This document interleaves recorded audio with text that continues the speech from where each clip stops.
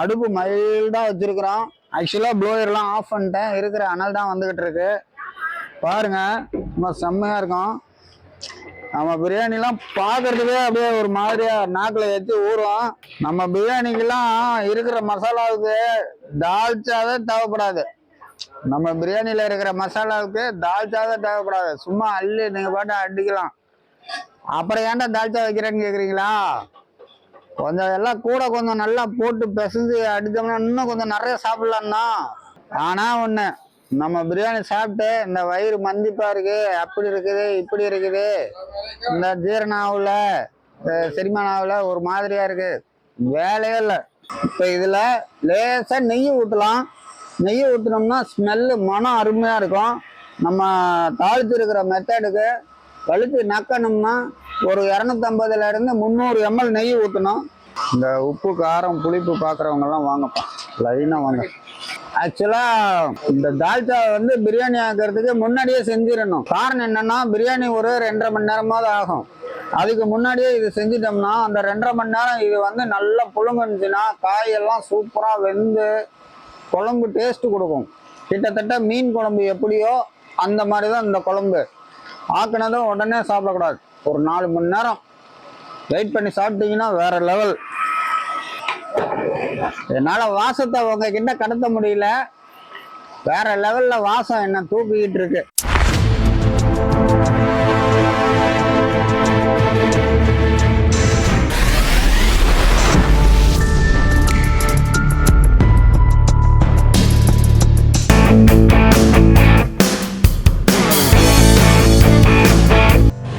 Hello guys, welcome back my YouTube channel Salaram tech adventure. எப்படி இருக்குங்க? நல்லா இருக்குங்களா? Okay, all the best. இது ஒரு ஃபங்க்ஷன் வீடியோ. இந்த வீடியோவில் நான் ஒரு ரெசிபி செய்கிறேன். அந்த ரெசிபி ஒரு பிரியாணிக்கு ரொம்ப அட்ராக்டிவான ஒரு குழம்பு. இது குழம்புன்னு சொல்ல முடியாது, தால்ச்சான்னு சொல்ல முடியாது, பருப்பு குழம்புன்னு சொல்ல முடியாது. இது ட்ரெடிஷ்னல். அதாவது எப்படின்னா, பாரம்பரியமாக நான் இதை கடத்திக்கிட்டு வந்திருக்கிறேன். எங்களுடைய முன்னோர்கள்ட்ட இருந்து இது ரொம்ப கற்றுக்கிட்டது. எங்கள் ஊரில் ரொம்ப காலத்துக்கு முன்னாடியிலேருந்து இந்த மாதிரி செய்வாங்க. இந்த மாதிரி ஒரு ரெசிபி செஞ்சு நம்ம சாப்பிடும்போது அந்த ரெசிபி வேறு லெவலில் இருக்கும். நீங்கள் வியாபார ரீதியாக இருக்கிறவங்க இந்த வீடியோவை தொடர்ந்து பாருங்கள். நல்லா கண்டிப்பாக இது உங்களுக்கு பிடிக்கும். நல்ல தொழில் தெரிஞ்சவங்க, விற்பனர்கள் இதை புரிஞ்சுக்குவாங்க. ஓரளவுக்கு பிகினர்ஸ், அதாவது கற்றுக்கொள்ளக்கூடியவங்க இந்த ரெசிபியை கொஞ்சம் வீடியோவை ஃபுல்லாக ஸ்கிப் பண்ணாமல் கடைசி வரைக்கும் பார்த்து நல்லா பண்ணுங்கள். ஏன்னா இது நான் ரொம்ப அருமையாக எக்ஸ்பிளைன் பண்ணியிருக்கேன். இது ரொம்ப ரொம்ப பாரம்பரியமானது. பௌத்துக்கு எந்த உபாதையும் செய்யாது. 4 வா சாப்பிட்றவங்க பின்னையும் 4 வா சேர்த்து சாப்பிடுவாங்க. அந்த அளவுக்கு நல்ல சாப்பாட்டை நல்லா நிறைய அதிகப்படுத்தி சாப்பிடக்கூடிய ஒரு குழம்பு. இது வியாபார ரீதியாக இருக்கிறவங்களுக்கு உதவும்னு நான் நம்புகிறேன். ஸ்கிப் பண்ணாமல் கடைசி வரைக்கும் பாருங்கள். Okay, all the best. காலையில் 5 மணிக்கெல்லாம் அடுப்பை பற்ற வச்சு பருப்பு வேக போட்டுட்டு பிரெட் அல்வாவுக்கு பிரெட்டெல்லாம் வறுத்து வச்சுட்டு அதுக்கப்புறம் தான் இந்த ரெசிபியை ஸ்டார்ட் பண்ணேன். அடுத்தடுத்த வீடியோவிலேயே வரும். ஸ்கிப் பண்ணாமல் கடைசி வரைக்கும் பாருங்கள். கண்டிப்பாக நீங்கள் இதில் கற்றுக்கிறதுக்கு ஏராளமான விஷயங்கள் இருக்குது. நல்லா டேஸ்ட்டாக சமைக்கணும்னு நினைக்கிறவங்க இந்த வீடியோவை ஸ்கிப் பண்ணாமல் கடைசி வரைக்கும் பாருங்கள். Okay, all the best. இந்த வீடியோவில் பிரெட் அல்வா செய்கிறதையும் கற்றுக்கலாம், பிரியாணி செய்கிறதையும் கற்றுக்கலாம். முக்கியமாக இந்த வீடியோவுக்கு தேவையான தால்ச்சா ஸ்பெஷல் ரெசிபியும் கற்றுக்கலாம். ஓகே,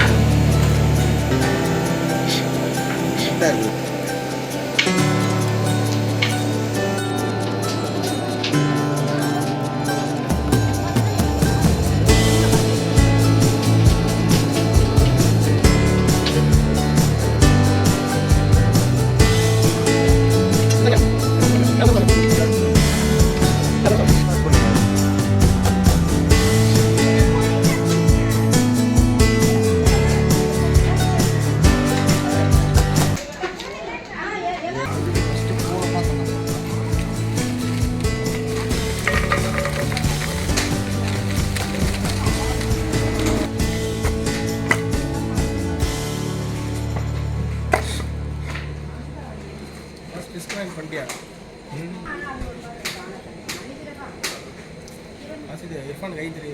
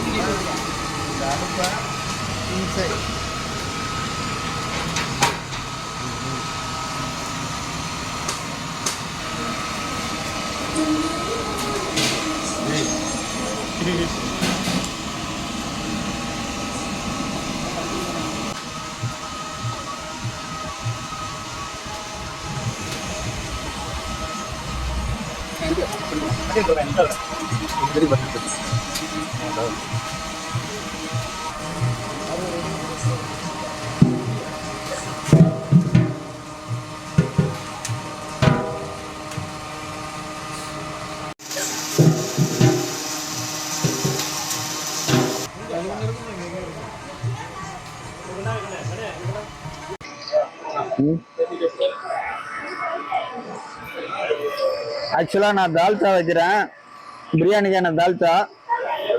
ஃபஸ்ட்டு 1 லிட்டரு கல்லெண்ணெய் ஊற்றிட்டேன், அடுத்து 1 லிட்டரு கோல்டு வின்னர் ஊற்றிருக்கிறேன்.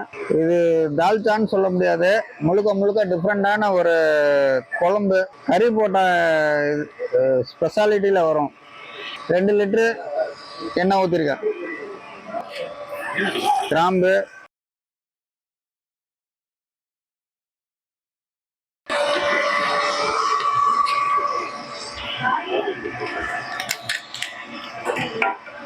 இது வந்து பட்டை, அடுத்து விரவு கொஞ்சம் போட்டுக்கலாம். விழுன்னு விழுக்குது. ஆக்சுவலாக நான் ஃபர்ஸ்ட் ஸ்டார்ட் பண்ண கட்டையே வந்து செம்ம போட்டுட்டு இருக்கு. இப்போ தாளிக்கிறதுனால நம்ம வந்து மேற்கொண்டு விறகு போட வேண்டாம், உள்ள தள்ளிடலாம். ஆல்ரெடி வெங்காயம் போடலாம்.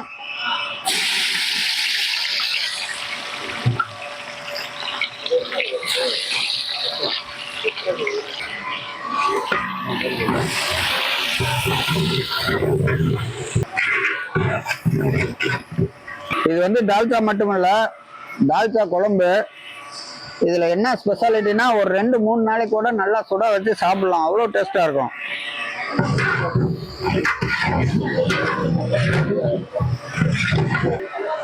அஞ்சாறு கட்டை தான் போட்டிருக்கேன், அப்படியே வெளுன்னு வெளுக்குது. அப்பா இங்க பாருங்க என்ன போடுது, சும்மா 5-6 கட்டை தான் இருக்குது, என்ன போடுது. அப்பா இது வந்து பிரியாணிக்கு ஒரு தால்ச்சா குழம்பு, சாப்பிட்றதுக்கு அவ்வளோ டேஸ்டா இருக்கும். நீங்க வெறும் குழம்பாவே ஊற்றி கூட சாப்பிடலாம், அந்த அளவுக்கு டேஸ்டா இருக்கும். இதுல என்ன ஒரு விசேஷம்னா 2-3 நாளைக்கு சுட வச்சு சாப்பிட்டாலும் அவ்வளோ டேஸ்டா இருக்கும். பிரியாணிக்கும் அவ்வளோ பக்காவா இருக்கும். இது எங்க பெரம்பலூரோட ஒரு ஸ்பெஷல். 2 லிட்டரு எண்ணெய் ஊற்றிருக்கேன், ஒரு 4 கிலோ வெங்காயம் போட்டிருக்கேன். என்னென்ன போடுறேங்கிறத சொல்றேன். பட்டை, லவங்கம் எல்லாமே வந்து ஒரு 10 கிராம் போட்டிருக்கேன். இது பிரியாணி இல்ல, தால்ச்சா குழம்பு.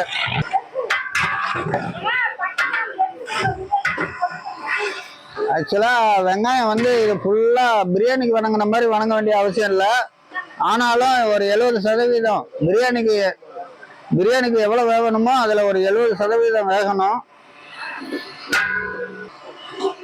ஒரு 2 கைப்பிடி அளவுக்கு பச்சை மிளகா,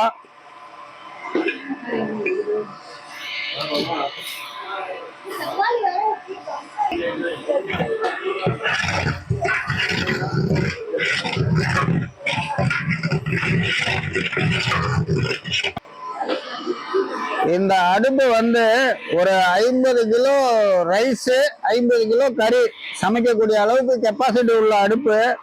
ஆனா நாங்க கொஞ்சம் கம்மியா தான் செய்யறோம். ஆக்சுவலா இப்ப மல்லி புதினா போடலாம், கொஞ்சம் புதினா, அடுத்து கொத்தமல்லி,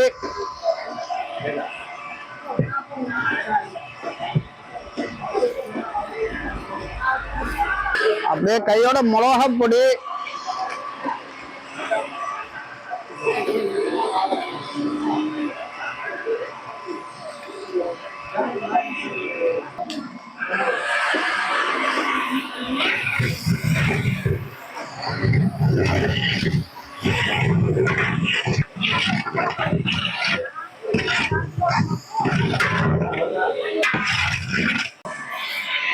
இஞ்சி இஞ்சி வந்து இதுக்கு ஒரு 1/2 கிலோ இஞ்சி போடலாம்.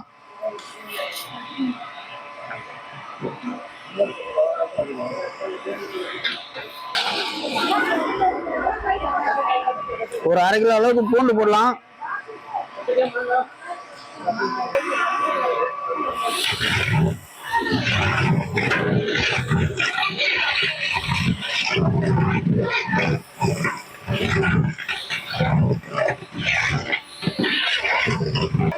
ஒரு மஞ்சள் பொடி 100 கிராம்.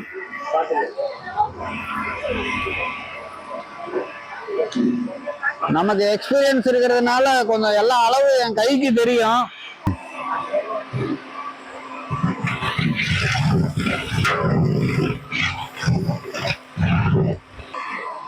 ஆக்சுவலா டால்ச்சாவுக்குன்னு ஒரு ஈரல், இந்த கொழுப்பு, ரொம்ப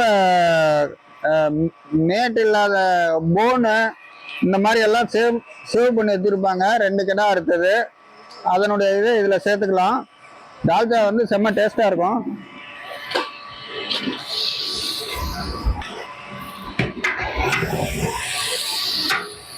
இந்த துணியை கொடுங்க.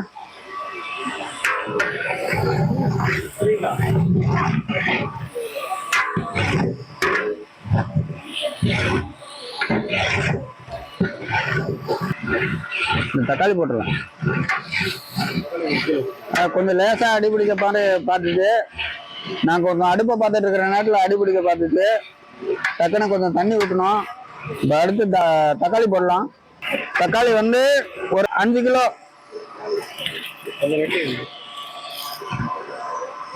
இவ்வளோதானா? என்ன இருக்கா?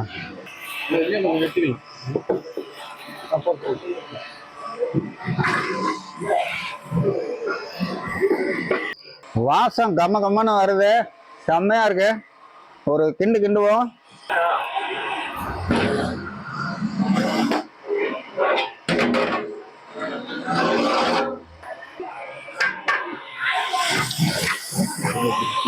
இல்ல இது மெலிசான சட்டி, ரொம்ப கவனமா இருக்கணும், அதான் பிரச்சனையே. இல்ல வேணாம், லேசா கொஞ்சம் அடிப்பிடிச்சாதான் ருசியா இருக்கும். அடிப்பிடிச்சாதான் ருசியா இருக்கும். இந்த சட்டியில ரொம்ப கவனமா இருக்கணும்.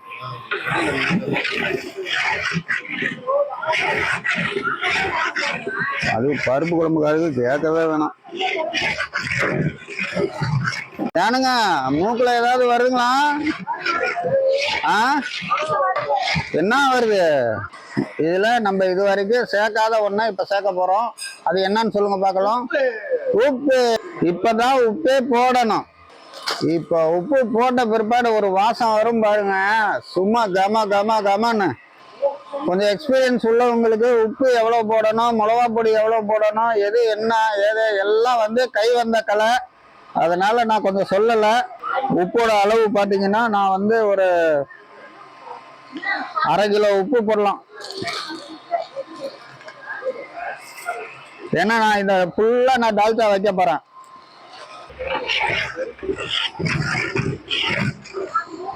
அந்த பிரியாணி மசாலா கொஞ்சம் சேர்த்துக்கலாம், லைட்டா, ரொம்ப சேர்க்கக்கூடாது, லைட்டா சேர்க்கலாம். பிரியாணி மசாலா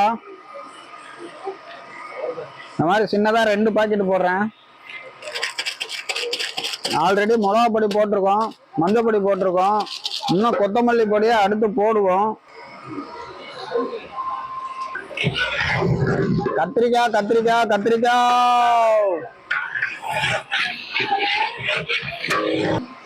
ஒடியா நான் பிடிச்சிக்கிறேன். அள்ளி போடு, அள்ளி போடு. ஈரம் வர்றதை பத்தி பத்தினா கத்திரிக்காய் போடுறோம்.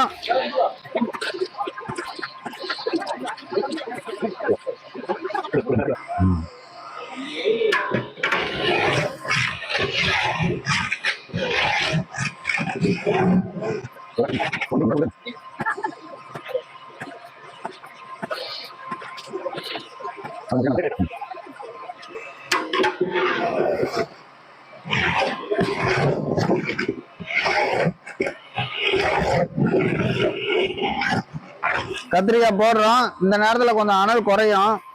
நம்ம என்ன பண்ணுவோம், அடுத்து இன்னொரு 2 கட்டை போடலாம்.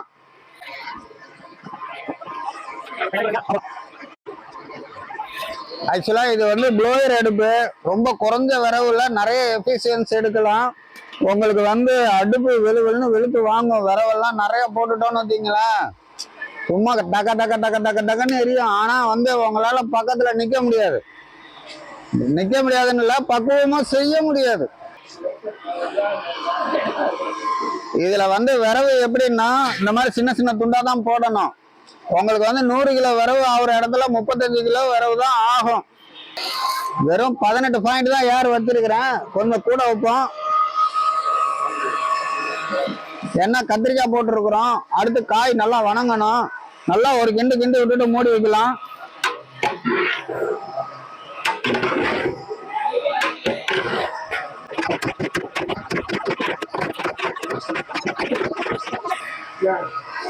காயை பொறுத்த வரைக்கும் எண்ணெயில மசாலாவுல கொஞ்சமாவது வணங்கணும். அப்படியே தண்ணி சேர்த்துடக்கூடாது. காய் வந்து ஒரு 50% வேகணும். வெந்ததுக்கு அப்புறம் தான் அடுத்த ஃபார்முலாவுக்கு போகணும். 15 கிலோ கத்திரிக்காய் போட்டிருக்கேன். கத்திரிக்காயை முன்னாடியே வெட்டி வைக்க கூடாது. வெட்டினோம்னா டக்குன்னு போட்டுருணும். முன்னாடியே மணிக்கணக்கில் வெட்டி வைக்க கூடாது.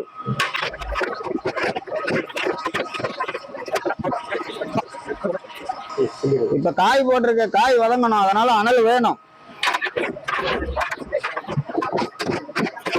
நல்லா பெரிய அளவுல சமைக்கணும்னு நினைக்கிறவங்க நல்லா கரண்ட் பிடிச்சு சும்மா கும்முன்னு கிண்டுறதுக்கு ரெடியா இருக்கணும்.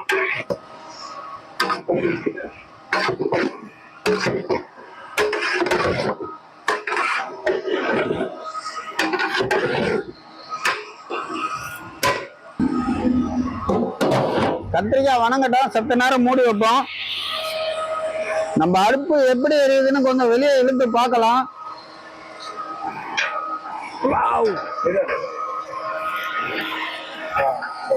பாருங்க, சும்மா பட்டையை கிளப்புது. இது வந்து பியூர் காஸ்டிங் அடுப்பு. இதுக்குள்ள ஏற விட்டு நம்ம அந்த எஃபிஷியன்ஸை எடுக்கிறோம். இதனுடைய அனல் வந்து எங்கேயும் வேஸ்டே ஆகாது. சைடெல்லாம் சூடு சும்மா ரொம்ப லைட்டாக தான் இருக்கும். இது நான் இன்னும் இன்சுலேஷன் பண்ணலை. இது வந்து ஒரு விறகடுப்பு கம்பெனி. இந்த கம்பெனியில் நாங்கள் வந்து தயார் பண்ணுறோம். வச்சிருக்கோம். அதுக்கான ரெசிபி தான் இது. எல்லாம் மாங்காய் திங்கிற மாங்காய் பார்ட்டியா இருக்குது. என்ன செய்யறது, கரைஞ்சா குழம்பு ருசியா இருக்கும்.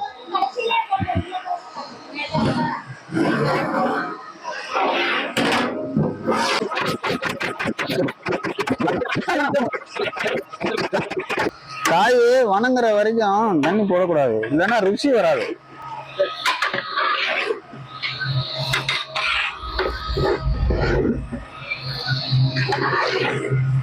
ஆல்ரெடி நாங்க இன்னொரு அடுப்புல வந்து பருப்பு வேக போட்டிருக்கோம். பருப்பு எத்தனை கிலோன்னு சொன்னா 4 கிலோ துவரம் பருப்பு, 1.5 கிலோ பச்சைக்கடலை பருப்பு, கொஞ்சோண்டு மஞ்சள் பொடி போட்டு, அதுல உப்பு போடலை, கொஞ்சம் வெங்காயம் போட்டு வேக விட்டுருக்கோம். அது வெந்துருச்சுன்னா இப்ப அந்த கத்திரிக்காய் வணங்கினதும் இதுல சேர்த்துடலாம். பஸ் கொஞ்சம் வதங்கினா குழம்பு ருசியா இருக்கும்.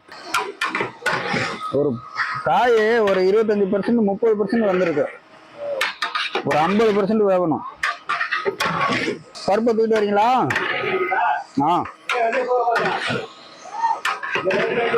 இல்ல இதுக்கு மேல வந்துச்சுன்னா காய் குழஞ்சிரும்.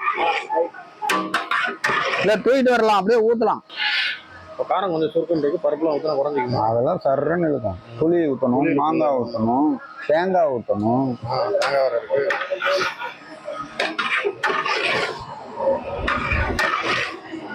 சுருக்குன்னு இருக்கணும் குழம்பு. குழம்பு வந்து சப்புன்னு இருக்கக்கூடாது. ஆக்சுவலாக குழம்பு வந்து சப்புன்னு இருக்கக்கூடாது, நல்லா சுருக்குன்னு இருக்கணும். அப்போ தான் வந்து சாப்பிட்றதுக்கு அப்படியே டேஸ்ட் அபரிமிதமாக இருக்கும். இதில் என்ன பண்ணுவாங்கன்னா பருப்பை தூக்கி ஊற்றுறேன்னு ஊற்றுவாங்க. அப்புறம் அந்த பருப்பை கழிவு ஊற்றுறேன்னு சொல்லிட்டு பச்சை தண்ணி ஊற்றுவாங்க.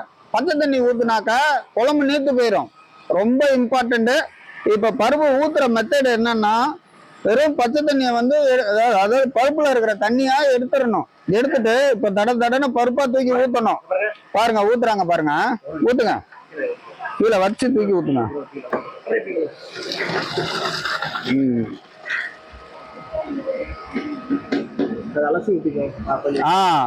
இப்ப கெட்டி பருப்பா இங்க வந்துருது.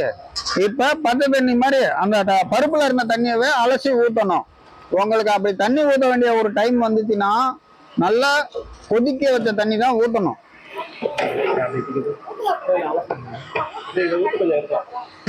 அப்புறம் லாஸ்ட் என்ன தேங்காய் ஊத்துறது இருக்கு, புளி ஊத்துறது இருக்கு. புளி எல்லாம் இதுல கரைக்கலாம்.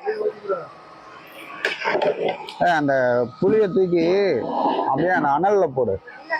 புளியை தூக்கி அனல்ல போடு, நல்லா பிசைய முடியும். இப்ப நல்லா கொதிக்குது. இந்த நேரத்துல வந்து நம்ம வந்து கொஞ்சம் இன்னும் கொதிக்கல, சாரி, அனல் வந்து கொஞ்சம் சேர்க்கிறோம். ஏன்னா பருப்பு ஊற்றி இருக்கிறோம், காயெல்லாம் வெந்துகிட்டு இருக்கு. இப்போ அனல் கொஞ்சம் சேர்க்கணும். இன்னும் 2 கட்டை போடலாம். இது வந்து 50 கிலோ ரைஸ் கெப்பாசிட்டி உள்ள அடுப்பு. ஆக்சுவலா இப்ப கத்திரிக்காய் நல்லா வதங்கின பிற்பாடு பருப்பு வெந்தது, பருப்பை தூக்கி ஊத்திட்டோம். இப்ப நம்ம சேர்க்க வேண்டிய ஒரு பொருள், இதுல 1/2 கிலோ மல்லிப்பொடி அப்படியே சேர்க்கிறேன். இந்த நேரத்துல இப்படியே மல்லிப்பொடி பச்சையா ராவா சேர்த்தோம்னா டேஸ்ட் சும்மா அள்ளிட்டு போகும்.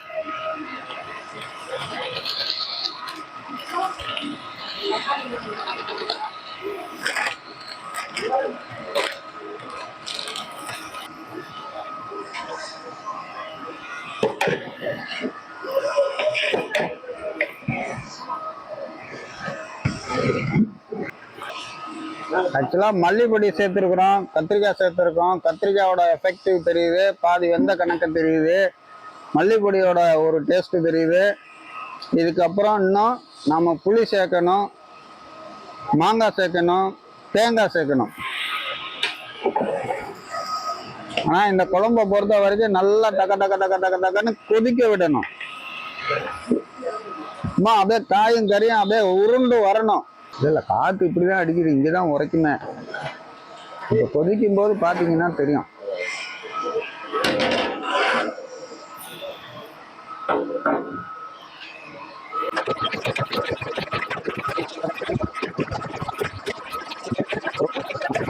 ஆக்சுவலா இந்த தால்ச்சா வந்து பிரியாணி ஆக்கிறதுக்கு முன்னாடியே செஞ்சிடணும். காரணம் என்னன்னா, பிரியாணி ஒரு 2.5 மணி நேரமாவது ஆகும்.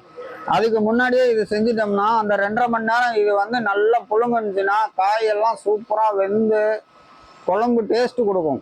கிட்டத்தட்ட மீன் குழம்பு எப்படியோ அந்த மாதிரி தான் இந்த குழம்பு.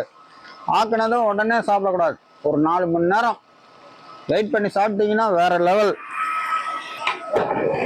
என்னால வாசத்தை உங்ககிட்ட கடத்த முடியல, வேற லெவல்ல வாசம் என்ன தூக்கிக்கிட்டு இருக்கு. ஆல்ரெடி மாங்காய் சேர்த்துடலாம். மாங்காய் ஏன் லேட்டா போடுறோம்னா சாப்பிட கிடைக்காது. முன்னாடியே கத்திரிக்காயோட போட்டோம்னா சீக்கிரம் கரைஞ்சிரும்.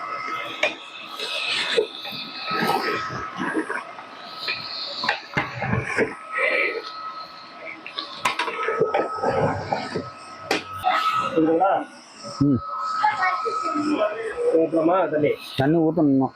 தேங்காய் அவ்வளவுதான் ஊத்த போறேன். ஊத்திரு. தேங்காய் கச்சி ஊத்திடலாம். ஆக்சுவலா புளி கரைச்சி ஊற்றியாச்சு, மாங்காய் போட்டாச்சு, அடுத்து புளி கரைச்சி ஊற்றியாச்சு. இப்போ தேங்காய் கரைச்சி ஊற்ற போகிறோம். ஆக்சுவலாக திக்காக இருக்கு. இதை சாய்ச்சிட்டு அப்படியே இதில் ஒரு பக்கெட் தண்ணி ஊற்ற போகிறேன்.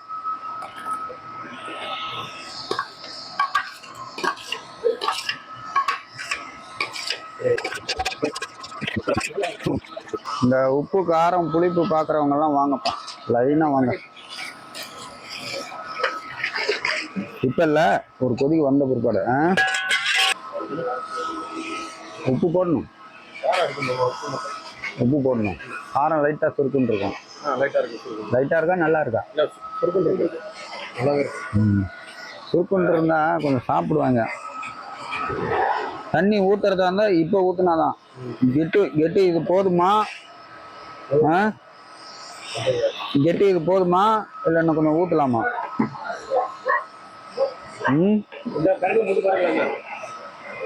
இல்ல இல்ல, எனக்கு நல்லாவே தெரியுது. போதும் குழம்பு, இதோட தண்ணியா வேணாம். இது காய் வந்துச்சுன்னு வச்சுக்கோங்க, அப்படியே இப்ப உருண்டு வரும், அடி பிடிக்காம உருண்டு வரும். இப்ப வந்து ஒரு கட்டையை போட்டு ஒரு தூக்கணும்.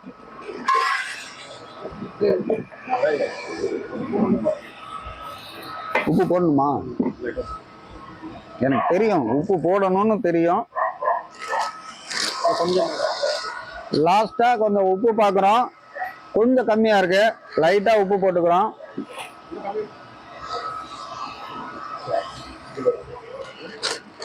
உப்பு கொஞ்சம் கம்மியா இருக்கிறது எப்பவுமே நல்லது. எப்பவுமே முழு உப்பு போடாதீங்க, அரை உப்பு முக்கால் உப்பு அளவுக்கு போடுங்க. இப்போ இந்த நேரத்தில் கொஞ்சம் மல்லி இலை போடலாம், சாரி புதினா இலை, அடுத்து மல்லி இலை போதும். ஆக்சுவலா கொஞ்சம் கட்டை அதிகமா போடுவோம், அப்பதான் வந்து நல்லா கொதிக்கும். எந்த அளவுக்கு கொதி விட்டு இறக்குறோமோ அந்த அளவுக்கு நல்லா இருக்கும். ஆக்சுவலா இப்ப இவ்வளவு பெரிய இதுக்கு இந்த மாதிரி ஒரு 15ல இருந்து ஒரு 16 கட்டையில இந்த தால்ச்சா குழம்பு வச்சு முடிச்சிட்டேன். பாத்துக்குங்க.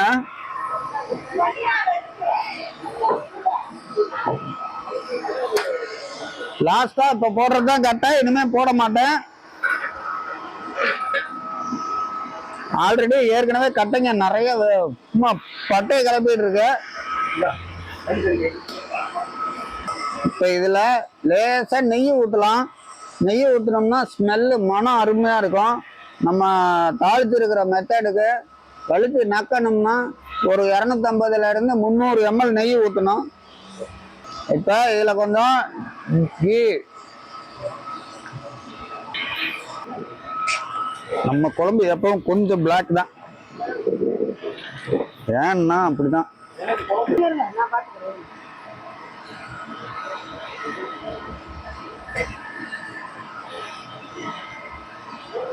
உப்பு காரம் தேங்காய் எக்ஸெட்ரா எல்லாம் போட்டாச்சு. உப்பு போட்டா சரியா போயிடும்.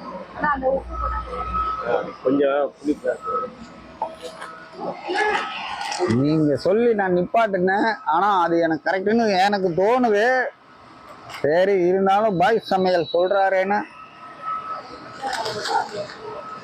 குழம்பு சுண்டு நிக்கினா உப்பு கட்டி.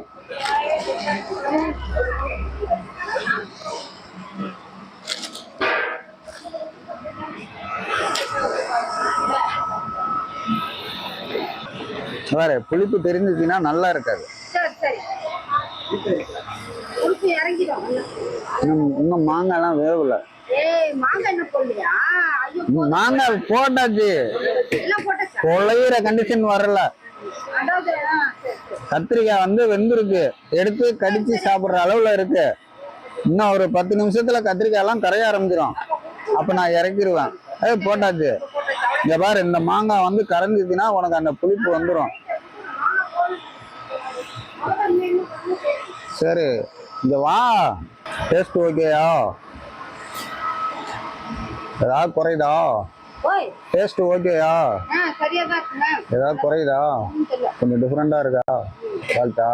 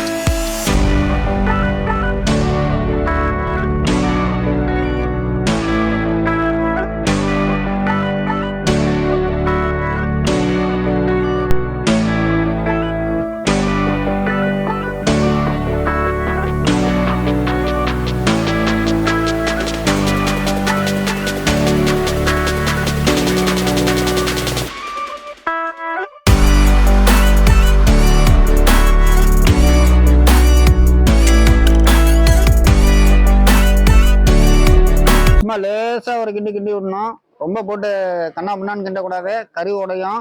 அடுப்பு மைல்டா வச்சிருக்கிறோம். ஆக்சுவலா ப்ளோயர்லாம் ஆஃப் பண்ணிட்டேன், இருக்கிற அனல் தான் வந்துகிட்டு இருக்கு. பாருங்க சும்மா செம்மையா இருக்கும். நம்ம பிரியாணிலாம் பார்க்கறதுக்கே அப்படியே ஒரு மாதிரியா நாக்கில் ஏற்றி ஊறும். நம்ம பிரியாணிக்கெல்லாம் இருக்கிற மசாலாவுக்கு தால்ச்சாவே தேவைப்படாது. நம்ம பிரியாணியில இருக்கிற மசாலாவுக்கு தால்ச்சாவே தேவைப்படாது. சும்மா அள்ளி நீங்க பாட்டு அடிக்கலாம். அப்புறம் ஏன்டா தால்ச்சா வைக்கிறேன்னு கேக்குறீங்களா? கொஞ்சம் எல்லாம் கூட கொஞ்சம் நல்லா போட்டு பிசைஞ்சு அடிச்சோம்னா இன்னும் கொஞ்சம் நிறைய சாப்பிடலாம் தான். ஆனா ஒண்ணு நம்ம பிரியாணி சாப்பிட்டு இந்த வயிறு மந்திப்பா இருக்கு, அப்படி இருக்குது, இப்படி இருக்குது, இந்த ஜீரணம் ஆகல, செரிமானம் ஆகல, ஒரு மாதிரியா இருக்கு, வேலையே இல்லை. அஸ்ஸலாமு அலைக்கும்.